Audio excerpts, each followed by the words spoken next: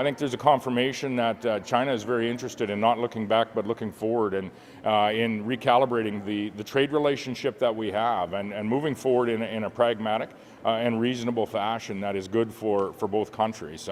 I don't know that anyone was sure that that was actually the intent. It was, at least or even more positive than I had anticipated. And again, I say there, and I've said this before, there are going to be steps in building this relationship that will ultimately culminate in, the Prime Minister and the President coming to some sort of agreement. That's the hope, that's the ambition, and that's, what we hope to see before the end of the calendar year. Would it be ideal? At the end of the day, they have some concerns with respect to us aligning with the United States of America, not so much on China and aluminum, but largely on EV cars.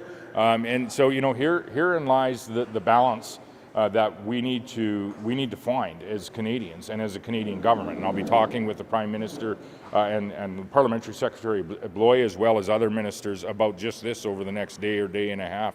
Is we need to find that balance, but ensure that we are representing unapologetically the interests of Canada, all of the interests of Canada, including those in this province. What do you want in terms of support from the feds? What are you looking for, and do you think your relationship of Saskatchewan with the feds could come in the way of that, as in the province-led approach that Saskatchewan has? The relationship's pretty strong right now, and I would say that Prime Minister Carney's been relatively open to work with, whether that be on providing a regulatory certainty to some degree for us to develop our resources and opportunities. We just had a mine that was included under their most recent Bill C5. So I say the relationship is strong. What do I want at the end of the day? Market access to every country around the world that's tariff-free. That's what I want.